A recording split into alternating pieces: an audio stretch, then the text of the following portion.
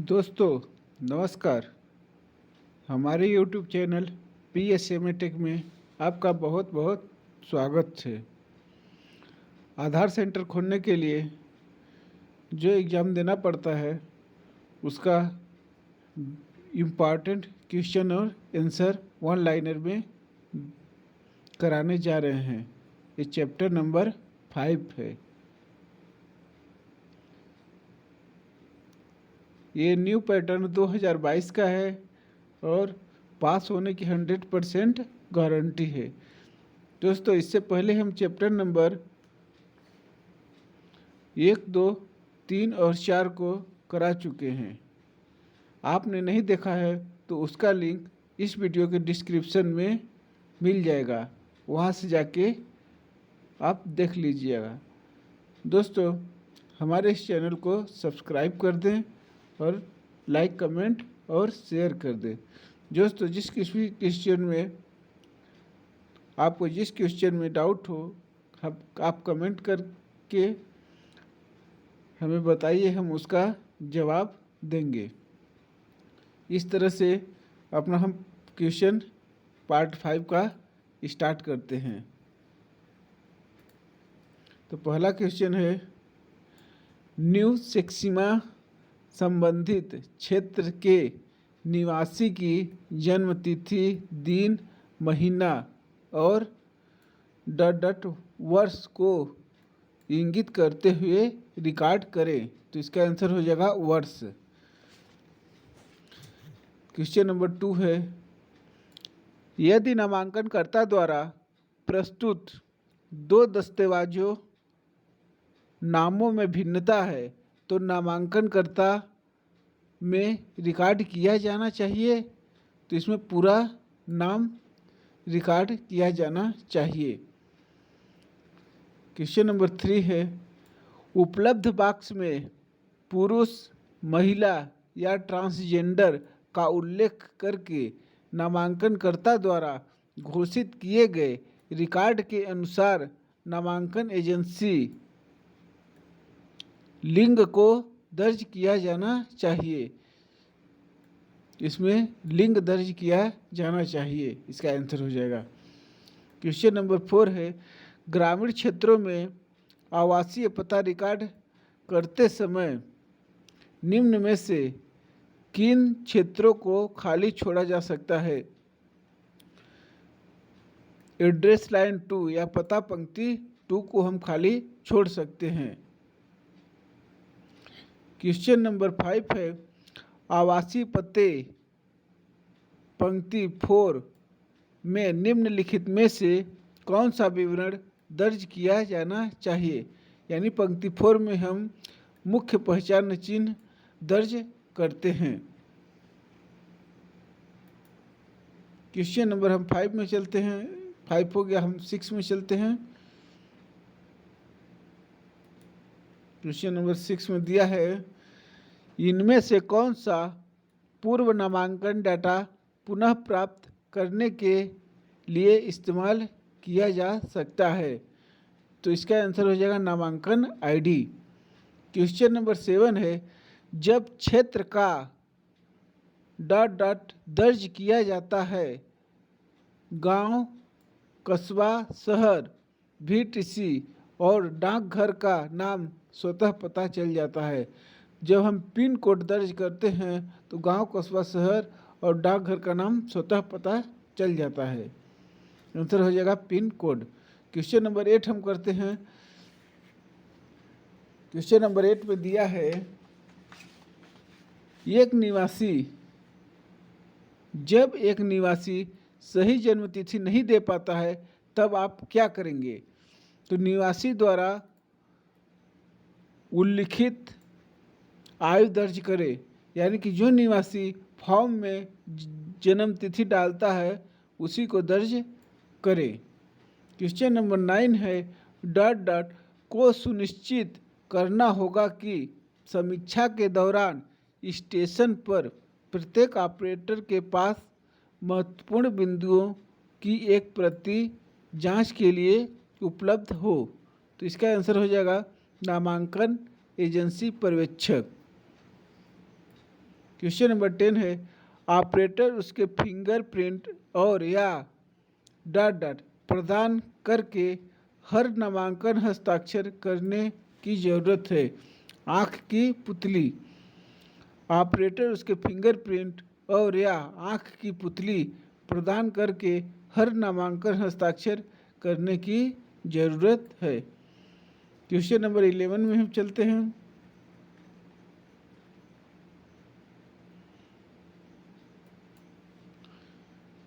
Question number 11 दिया है, निम्नलिखित क्षेत्रों में से कौन सा परिचयकर्ता आधारित सत्यापन के मामले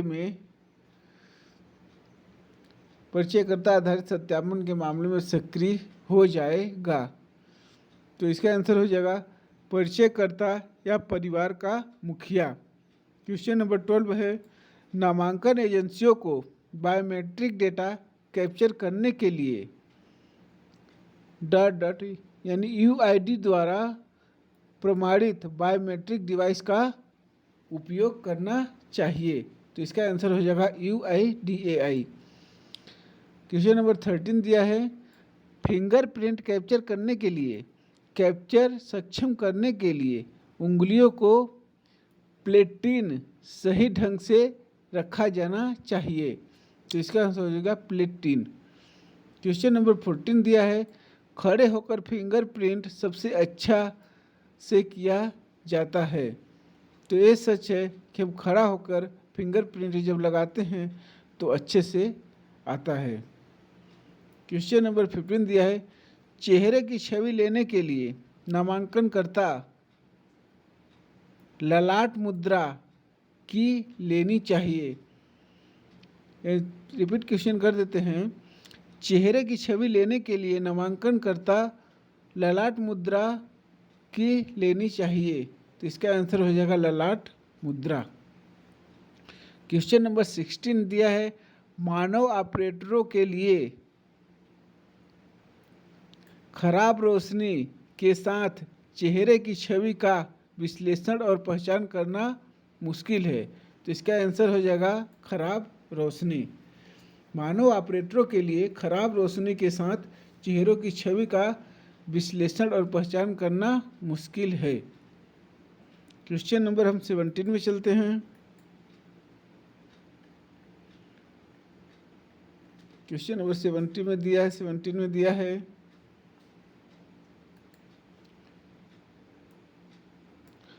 यदि व्यक्ति आमतौर पर चश्मा पहनता है तो वह सिफारिश की जाती है कि तस्वीर चश्मे के साथ ली जाए।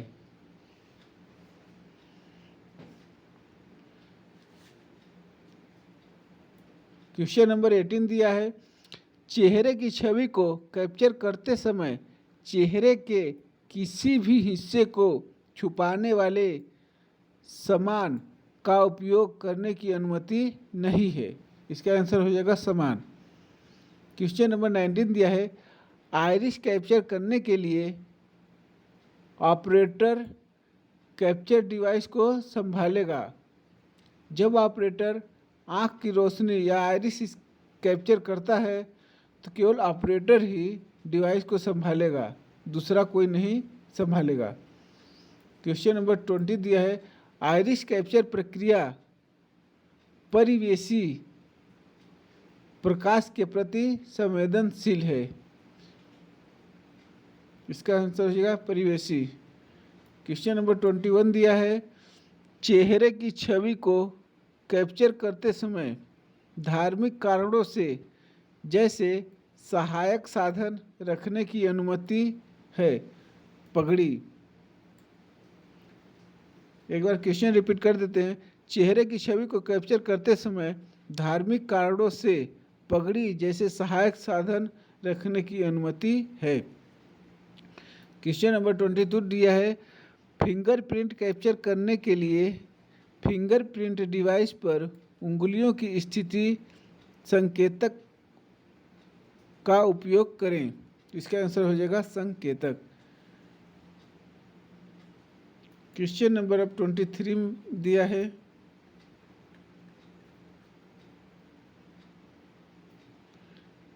क्वेश्चन नंबर 23 में चलते हैं। जब आप पूर्व नामांकन आईडी दर्ज करते हैं तो पूर्व नामांकन डेटा संबंधित फील्ड में प्यूलेट हो जाएगा, यानी पूर्व नामांकन आईडी। आंसर हो जाएगा पूर्व नामांकन आईडी। जब आप पूर्व नामांकन आईडी दर्ज करते हैं तो पूर्व नामांकन डेटा संबंधित फील्ड में प्यूलेट हो जाएगा। क्वेश्चन नंबर 24 दिया है। सत्यापन का प्रकार परिचयकर्ता आधारित है। परिचयकर्ता का नाम और यूआईडी दर्ज किया गया है, तो आंसर हो जाएगा नाम और यूआईडी।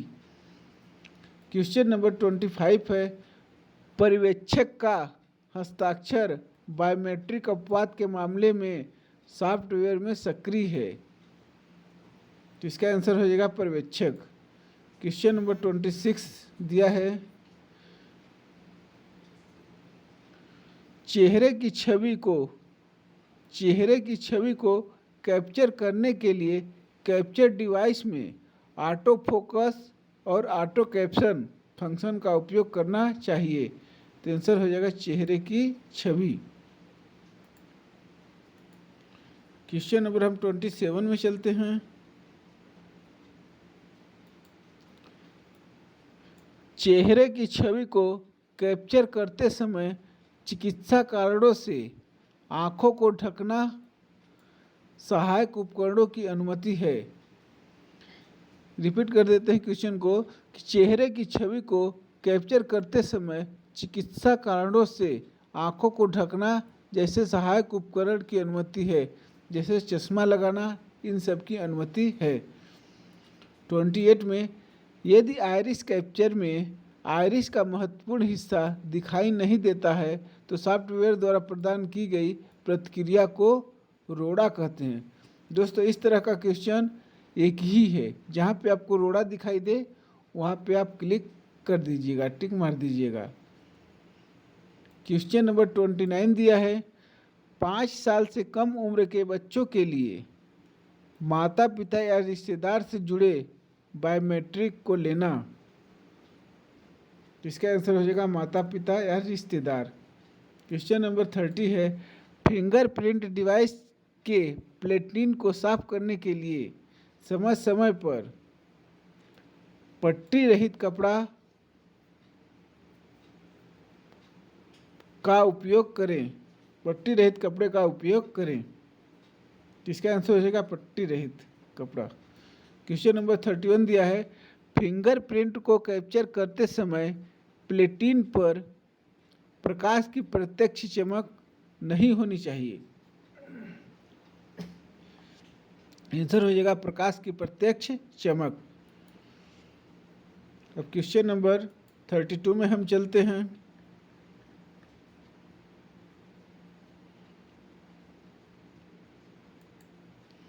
क्वेश्चन नंबर 32 में दिया है।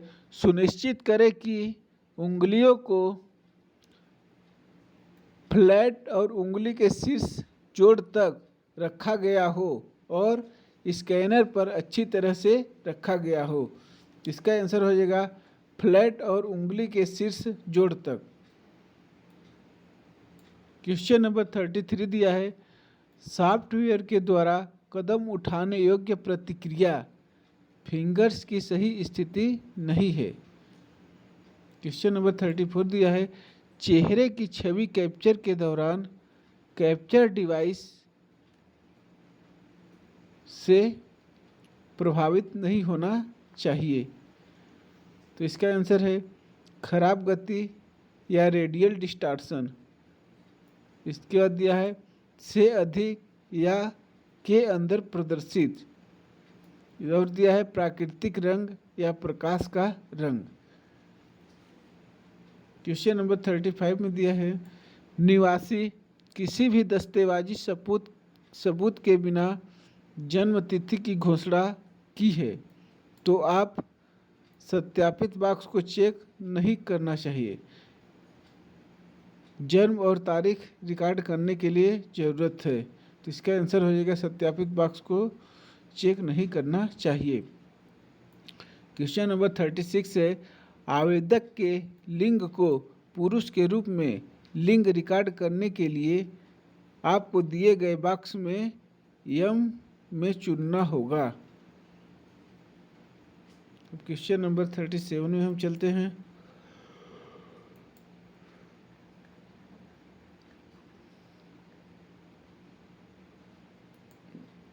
क्वेश्चन नंबर 37 में दिया है, मोहल्ला, स्थान और पोस्ट को आवासीय पते में दर्शाई गई पंक्ति 5 में कैप्चर करने की आवश्यकता है। क्वेश्चन रिपीट करते हैं। मोहल्ला, स्थान, पोस्ट को आवासीय पते में दर्शाई गई पंक्ति 5 में कैप्चर करने की आवश्यकता है।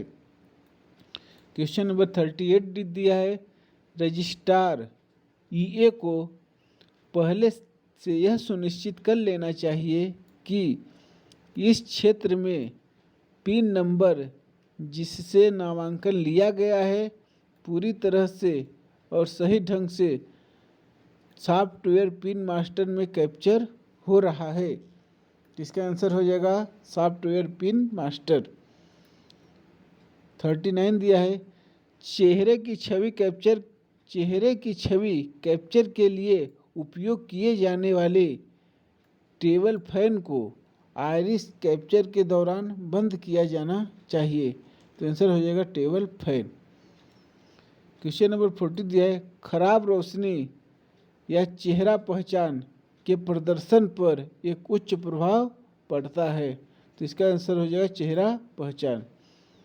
क्वेश्चन नंबर 42 है, एक बच्चे की चेहरे की छवि को कैप्चर के लिए यह स्वीकार है कि बच्चा माता पिता के चेहरे की छवि कैप्चर किए बिना माता पिता की गोद में बैठ सकता है।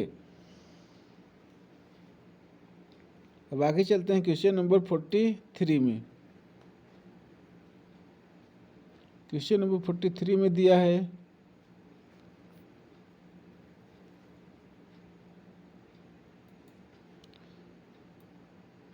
किसी भी विफल हुए कैप्चर के लिए कदम उठाने की प्रतिक्रिया की जांच की जानी चाहिए। क्वेश्चन रिपीट करते हैं, किसी भी विफल हुए कैप्चर के लिए कदम उठाने की प्रतिक्रिया की जांच की जानी चाहिए। क्वेश्चन नंबर 44 दिया है, प्रत्येक आँख आइरिस पैटर्न सहसंबंधित नहीं है और दो स्वतंत्र बायोमेट्रिक फीचर सेट देता है। तो इसका आंसर हो जाएगा दो स्वतंत्र। क्वेश्चन नंबर 46 है, यदि आइरिस लेते समय निवासी दूर दिख रहा है तो सॉफ्टवेयर द्वारा दी गई क्रियाशील प्रतिक्रिया निगाह सही नहीं है। तो आंसर हो जाएगा निगाह सही नहीं है। 47 क्वेश्चन है, दस्तावेज आधारित सत्यापन के मामले में आवासीय पते को रिकॉर्ड करने से पहले किसी व्यक्ति द्वारा प्रदान किए गए पते का प्रमाण दस्तावेज को सत्यापित करने की आवश्यकता है।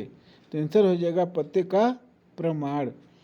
क्वेश्चन नंबर 48 है, सॉफ्टवेयर द्वारा दी गई कार्यवाही योग्य प्रतिक्रिया पोज है तो उत्पादन छवि में विचलन कोण 11.5 डिग्री से अधिक है। इस तरह का क्वेश्चन इम्पॉर्टेंट है और हर बार एग्जाम में आता है। तो इसमें अगर 11.5 डिग्री दिया है तो आप वहाँ पे टिक कर दीजिएगा। अब आगे चलते हैं क्वेश्चन नंबर 49 में।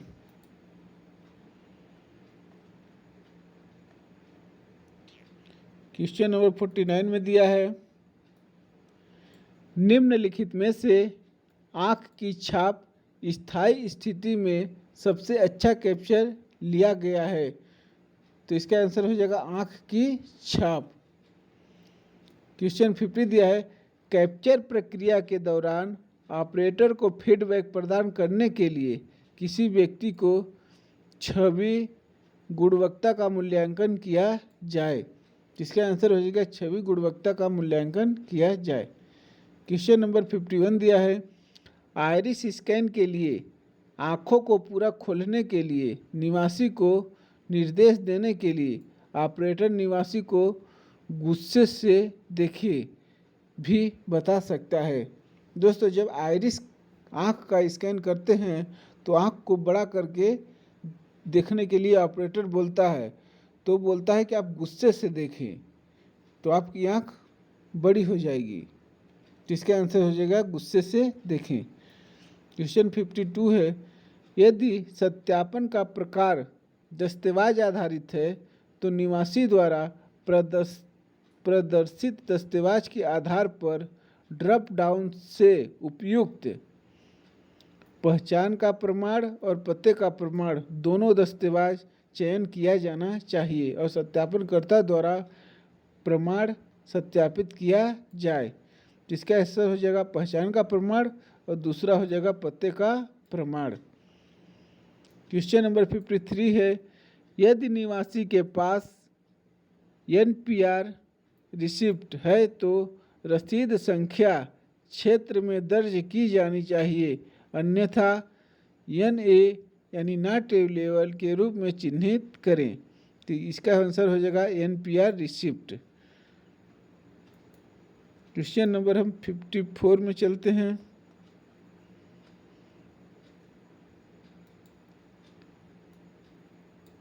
यद्यपि सभी फिंगरप्रिंट सही हैं तो भी यह सलाह दी जाती है कि साइन ऑफ के लिए या अंगूठा या तर्जनी की उंगली या हाथ का प्रयोग करें। तो इसका आंसर हो जाएगा अंगूठा या तर्जनी की उंगली। 55 है, परिचयकर्ता को रिकॉर्ड अनुमोदित करने के लिए अपने उंगली की छाप देने की जरूरत है। परिचयकर्ता को रिकॉर्ड अनुमोदित करने के लिए अपने उंगली की छाप देने की जरूरत है। यहाँ पे है हो जाएगा। क्वेश्चन नंबर 56 दिया है, नामांकन एजेंसियों को बायोमेट्रिक डाटा पर कैप्चर करने के लिए UIDAI द्वारा प्रमाणित बायोमेट्रिक उपकरणों का उपयोग करना है। तो इसका आंसर हो जाएगा UIDAI। क्वेश्चन नंबर 56 है, कैप्चर करने के लिए समय समय पर फिंगरप्रिंट उपकरणों की जांच करें। खरोच तो नहीं आया, फोकस से दूर छवियां, केवल आंशिक छवियां या दिया हुआ सभी विकल्प है। इसमें से पूरा विकल्प है। क्वेश्चन नंबर 57 है, चेहरे की छवि कैप्चर करने के लिए कैप्चर डिवाइस का उपयोग करना चाहिए। तो इसका आंसर हो जाएगा ऑटो फोकस और ऑटो कैप्चर। अब आगे चलते हैं क्वेश्चन नंबर 58 में। क्वेश्चन नंबर 58 में दिया है, क्वेश्चन नंबर 58, जब किसी गुणवत्ता सही हो या चेहरे की छवि कैप्चर करते समय यदि कैप्चर की अधिकतम संख्या समाप्त हो रही हो तब ऑपरेटर अगले चरण पर जाए करना चाहिए। तो इसका आंसर हो जाएगा अगले चरण पर जाए। क्वेश्चन नंबर 59 दिया है, नाम के लिए प्रदान किए गए स्थल पर व्यक्ति का नाम पूरे में दर्ज किया जाना चाहिए। क्वेश्चन नंबर हमारा 60 दिया है, यदि नामांकनकर्ता द्वारा प्रदान किए गए 2 जीवन प्रमाणों में प्रारंभिक और पूरे नाम के साथ सक्षम समान नाम में भिन्नता है तो दर्ज किया जाना चाहिए। आंसर हो जाएगा नामांकनकर्ता का पूरा नाम दर्ज किया जाना चाहिए। क्वेश्चन नंबर 61 में चलते हैं, ध्वन्यात्मक और अन्य कारणों से स्थानीय भाषा में लिप्यांतरण को मैन्युअल रूप से सही करने की आवश्यकता है। तो आंसर हो जाएगा लिप्यांतरण। क्वेश्चन नंबर 62 दिया है, निवासी के साथ नामांकन डाटा की समीक्षा के दौरान ऑपरेटर नामांकन समाप्त करने से पहले निवासी को पढ़ना होगा। निवासी के नाम में कोई गड़बड़ तो नहीं है या वर्तनी जन्म तिथि पढ़ना होगा। और आगे चलते हैं।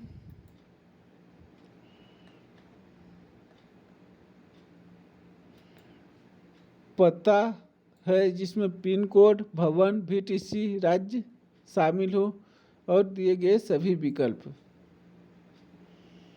क्वेश्चन नंबर 63 दिया है, फिंगरप्रिंट को कैप्चर करने के लिए सही क्रम की पहचान करें।